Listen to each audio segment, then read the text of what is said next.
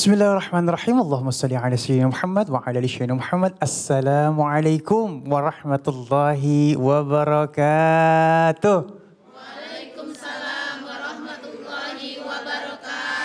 Alhamdulillahirrabbilalamin. Di hari yang insya Allah penuh dengan nikmat bahagia ini kembali lagi saya Ali Zainal menemani pemirsa di rumah di dalam Cahaya Hati Indonesia.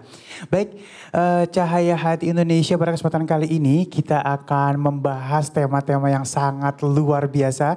Di antaranya tetangga. Oh tetangga, sudah benarkah kita dalam mendidik anak dan sholat kok ditunda-tunda, Masya Allah. Baik, sebelumnya Ali ingin sapa pemirsa di rumah gimana kabarnya? Sehat semuanya? Sehat ya? Mudah-mudahan hari ini banyak ilmu yang barokah yang kita dapatkan. Dan sekarang Ali ingin sapa yang ada di studio. Assalamualaikum. Waalaikumsalam. Masya Allah. Kita ngomongin masalah tetangga, sini berdiri. Masya Allah, aduh cakep banget ini. Sinian Bu, dekat Bu. Iya, namanya siapa? Nama saya Lina. Namanya Lina, Ibu Lina. Gede amat ini. Ibu Lina, tetangganya berdekatan, apa berjauhan, apa pagarnya tinggi-tinggi? Alhamdulillah berdeketan, tapi sebelah saya kosong, sebelah-sebelahnya penuh. Dari semuanya tetangga yang paling nyebelin yang mana? Enggak ada sih sebenarnya. Alhamdulillah. Jadi semuanya saling sapa, enggak bahasa kitanya lulu gua enggak gitu ya? Enggak sebenarnya enggak. Semuanya baik. Baik. Alhamdulillah. Ada arisan tetangga apa segala macam ya? Ya, cuman beberapa tahun ini ada tetangga saya bersebelahan rumah, Waduh. tapi mereka tidak saling sapa, Pak Ustadz. Aduh. Udah hampir 3 tahun, 4 tahun lah. Masya Padahal Allah. udah di apa sih? Didamaikan. Didamaikan sama ketua di situ, RT gitu, ketua situ RT ya. situ, udah dibilangin sama ustadzah. Tetap aja masih semua berantem. Tetap masih. 3 tahun tetanggaan berantem. Ya, Ya bersebelahan Allah, lagi. Begitu keluar tengok-tengokan yang satu lihat masuk dua-duanya. Ya, sebetulnya mereka orang baik Pak Ustadz. Okay. Dua-dua itu orang baik, Masya cuma Allah. nggak tahu masalahnya. Iya, baik. Baik itu luar biasa ya, artinya dimasukkan buat kita dan untuk itu bagaimana kita tetap bertetangga dengan baik. Langsung aja kita akan bertemu dengan guru kita yang dimuliakan Allah Subhanahu wa taala, Al Ustadz Solme dan Al Ustadz Zaki Mirza. Silakan Ustadz.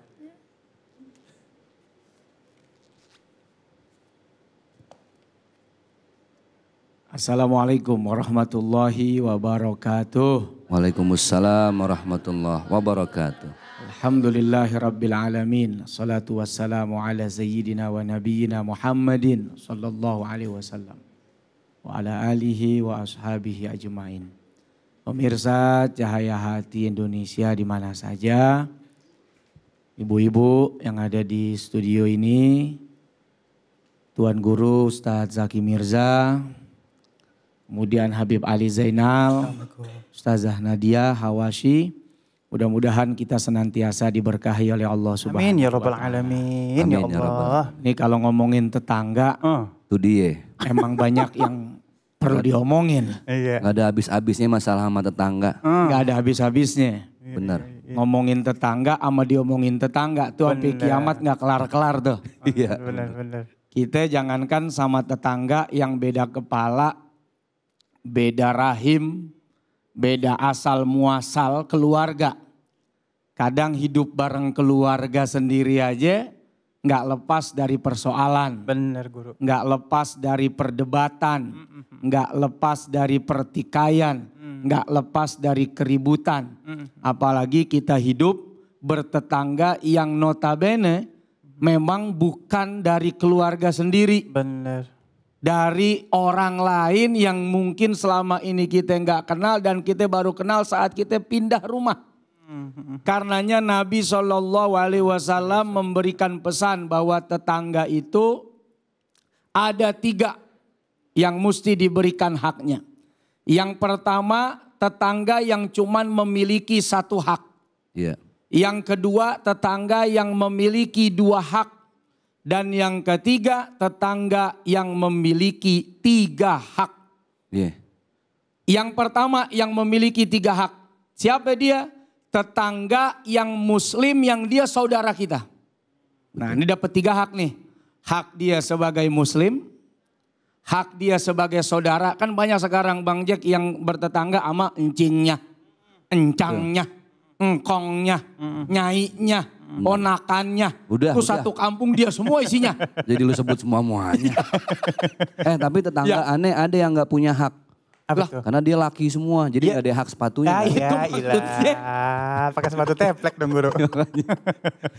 Ya. Tuh dapat 3 hak tuh. Kalau dia muslim, dia saudara kerabat kita. Yang ketiga dia tetangga. Betul.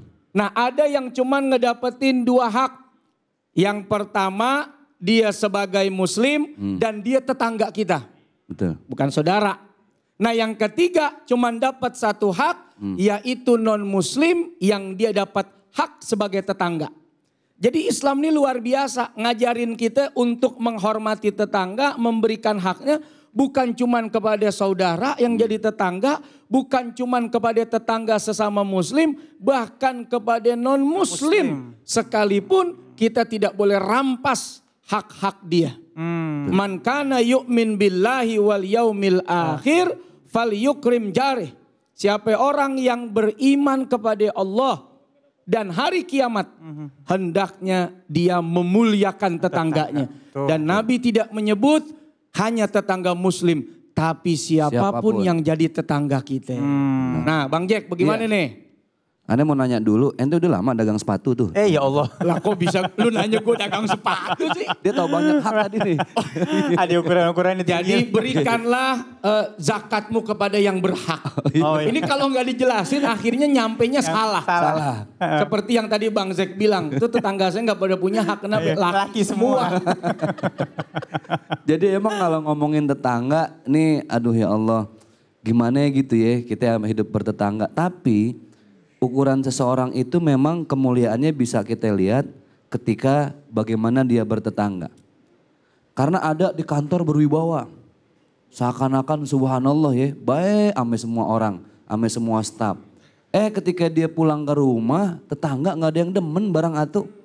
Cuma gara-gara apa? Gara-gara dia gak pernah mau berbagi dalam kesehariannya. Emang itu yang susah. Makanya kita lihat nih subhanallah kalau wajah-wajah ibu-ibu di sini mah wajah-wajah ahli sorga. Amin ya Allah. Makin dekat dengan surga kalau kita lihat ini. Emang kenapa? Lah makin dekat itu lihat. Ya Allah. Wah alatnya mana nenek. Amin ya, udah ketemu surga ya, amin. Emang ukuran kemuliaan itu pertama masalah tetangga. Karena gini, baginda Rasulullah SAW sampai beliau memberikan pesan kepada Siti Aisyah, wahai Aisyah, saat engkau ingin pergi ke tempat tidur, coba lihat di belakang. Masih ada nggak sisa makanan? Kalau ada, bagi-bagiin ke tetangga. Ini bukan berarti terus ibu-ibu besoknya di rumah kudu ngelihat di dapur ada apa aja ya gitu ya. Wah makanan dikeluarin semua, kasih tetangga. Anaknya mau nyemil nggak ada, kelaparan tuh anak berempat. Bukan begitu. Yang diajarkan oleh baginda Rasulullah SAW maksudnya adalah berbagi kepada tetangga itu bagian dari kemuliaan akhlak kita. Jangan sampai subhanallah kita memuliakan orang lain yang jauh. Tapi orang yang paling penting di saat ibu-ibu ada musibah, kebakaran, mati listrik dah. Yang pertama kali ngebantu siapa? Tetangga. Makanya kenapa Rasulullah mengajarkan waqalan Nabi SAW tahadu tahabbu. Berikanlah hadiah kepada siapapun maka akan timbul rasa kasih dan sayang. Hadiah itu yang paling penting sama tetangga dulu dah. Benar. Jangan kemana-mana tuh hadiah nyampe tapi sama tetangga gak pernah nyampe. Itulah orang yang pertama kali ngebantu kita di saat ada musibah. Makanya saya suka heran kalau ngelihat di rumah orang temboknya tinggi-tinggi ya. Iya benar. Pagernya semuanya jeruji gitu. Ada listriknya lagi atasnya kadang-kadang. Pengalaman nih kayaknya. Ada listriknya ya. Iya udah pengen nyetrum. Iya bener. Iya bener. Mungkin bukan buat nyetrum tetangganya. Bukan. Tapi buat nyetrum kalau ada maling. Begitu. Padahal yang maling tetangganya juga. Makanya sebisa mungkin kadang sama tetangga, kita kalau udah gedek sama tetangga, dia mau berbuat baik bagaimanapun tetap jelek aja udah. Betul gak Ibu? Tuh orang kalau pengalaman kencang jawabnya. Bener, ini pengalaman dijelekin apa bukan dijelekin ini Ibu? Masya Allah. Jadi ya udahlah kita muliakan tetangga karena itulah orang lain yang mau gak mau jadi saudara kita. Iya benar. Kadang saudara jadi jauh. Iya. urusan yang sehari-hari nggak pernah tahu ya. Ibu dah kemarin nih lagi COVID, lockdown, PSBB. Yang paling pertama nggak tahu ibu nggak punya beras siapa? Tetangga. Suami kali. Iya. Oh, nggak punya suami. Ya Allah curhat siapa amat. Emang nggak ada calon tetangga tuh Bu? Kan dia tetanggaku, suamiku. Ya Allah jangan guru. Ya rumahnya banyak. Oh iya. Rumahnya banyak. Jadi kadang suaminya di sini. Iya, benar. Begitu rumahnya banyak. Bandar kontrakan. Bandar kontrakan. Tapi emang begini Soulmate, Ya. waktu kita kecil bertetangga tuh berasa banget deh. Zaman dulu, tahun betul. 90-an. Masih banyak lapangan, orang masih pada main. Rujak bareng, ape bareng ya. Iya, apalagi Abang Ali yang di Bekasi ya. Iya, amannya gang sama gang. Ada istilah namanya dulu apa ya? Padangan ya. Padangan. Ya. Oh iya. Padangan, ingat Tunggu, gak lu? Pak, ini cuma orang yang tinggal di kampung yang tahu ini. Bener, ibu-ibu nih saya tanya. Ibu-ibu masih ingat padangan gak? Ingat ya? Padangan apa sih? Padangan tuh Bang Jack, Ya. kita ngundang orang buat ngumpul bareng-bareng. Ya. Tuan rumah nyiapin tempat, Heeh. yang sebelah kanan nyiapin daging, sebelah Bawa kiri tempe. nyiapin minuman, yang belakang nyiapin sayur, Sayuran. yang depan nyiapin mulutnya doang. Dia datang cuman bawa cerita aja. Sebab kalau nggak ada dia tuh kumpulan kagak seru, bener. Iya. Itu yang paling banyak ceritanya deh. Yang paling banyak ceritanya, ngerujak dan lain sebagainya. Iya, betul. Tapi dengan kayak begini, Masya Allah orang dulu tuh nggak sampai hati buat ngomongin tetangga. Benar. Kenapa? Karena minggu depan kita ngumpul lagi. Arisan lagi. Arisan lagi, ngerujak lagi, padangan lagi. Jadi luar biasa tuh nilai-nilai yang diajarkan oleh Nabi yang tadi Bang Jack sampaikan. Bagaimana kita memberi hadiah, berbagi. Nah salah satunya tadi istilah orang Betawi zaman dulu namanya padangan ngeriungan. Ngeriungan. Satu bawa hadiah ikan asinnya, bawa tambalnya, bawa ini dan itu sebagai apa dan lain sebagainya. Sehingga kalau kita punya masalah ame dia, kita mau ngomongin gak enak. Kenapa? Lu ngomongin dia minggu depan lu makanin juga nasinya. Iya benar. Lu ngomongin dia minggu depan dagingnya dibawa lumbat juga. Benar. Nah jadi kayak ada rasa sungkan. Tapi sekarang tadi tembok tinggi-tinggi, Iya. tetangga nggak ngerti. Yang paling tahu apa? Pembantu rumah tangga. Iya, Ame pembantu rumah tangga. Bener, ngerumpi Lu kerja itu. ame siapa sih? Kerja ame si Fulan. Lah gue kerja ame si Fulana. Dia yang paling kenal tuh. Tuan-tuannya. Tetangga sama tetangganya belum tentu tahu. Ini rumahnya siapa ya? Iya benar. Nah ini yang terjadi saat ini Bang. Allah. Makanya sekarang Bu, apalagi dengan sosmed yang udah semakin canggih. Ame tetangga sekarang cukup WA. Kalau dulu kan kita nggak ada air ya Bu. Namu, Assalamualaikum, Waalaikumsalam, Bu Haji minta air. Sekarang kagak, WA, udah minta pakai WA. Pok bagi air anterin dah, ya. Minta suruh nganterin lagi. Emang gue tukang galon. Makanya sekarang justru bagaimana jangan sampai dengan teknologi yang udah canggih. Tapi silaturahim kita yang bersifatnya wajahan biwajihin. Langsung ketemu silaturahim, jangan sampai putus. Ini kan udah mulai masuk new normal nih. Iya. Kalau bisa arisan-arisan tuh ya. Arisan dihidupin kan lagi bukan ya. hanya sekedar perkara ngumpulin duit. Nanti yang dapat di rumah siapa, bukan itu. Tapi berbagi kisah dan cerita. Hati-hati, jangan sampai ngumpul justru jadi banyak gibah. Jadi banyak fitnah. Betul. Kan kalau udah ketemu begitu, emak-emak nih biar ngomong kalau udah, ya Allah, nah udah tuh. Ada. Panjang. Kalau udah ngumpul, ngumpulin gabah. Jangan gibah. Cakep tuh. Kalau gibah kan penyakit. Iya. Kalau gabah makanan. Makanan. Enak. Ini kan makanan ya. Nah, baik nih guru, memang kadang-kadang nggak bisa kita hindarkan punya tetangga yang nggak baik. Nah, kalau kita pengennya sih punya tetangga baik dan kita berbuat baik sama tetangga. Nah, kadang-kadang ada nih yang bikin emang gedek gitu ya. Kadang-kadang kita parkir mobil aja depan dia, itu nggak bisa digeser kan gitu kadang-kadang gitu kan. Oh bener. Ada kan gitu kan. Itu motor mesti ya ditaruh di situ ya. Ada yang gitu kan. Ya ilah itu mbak lo rese banget kalau belanja. Nih. Nah gimana nih kita nyikapin kalau kita punya tetangga yang emang mancing emosi atau mancing situasi yang nggak enak gitu guru. Aneh pernah, di depan rumah aneh ada orang parkir. Kita mau keluar, direm tangan. Aduh. Ya Allah, mana kita lagi buru-buru, mau acara, udah nungguin di sono. Ya MC udah nelponin aja. Ini orang nggak ada nih, di mana kita cariin? Itu se-RT kita cariin. Ya Allah. Kalau ngikutin perasaan kan gedek banget sama yang begini ya. Tapi satu, ya Allah, kalau nggak dengan sabar, apa lagi? Ini prinsip bertetangga, Bu. Ini yang nyariin model begini padahal dia punya rumah ada garasinya, naruh depan rumah kita. Udah kita samperin, kita omongin baik-baik, kita musyawarah supaya lain waktu jangan sampai naruh di tempat yang nggak tepat. Artinya bertetangga itu perlu dengan kesabaran. Banget tuh ya. Aduh, apalagi contoh nih. Makanya bener ada pohon tetangga, Nyampe. buahnya ke rumah kita. Ya. Kan enak banget itu kita ambatin ya. Nah sampai suruh tuh buah nongol-nongol kemari. Kan begitu. Iya. Nah artinya dalam hal seperti ini yang paling penting adalah bagaimana kita menghargai tetangga.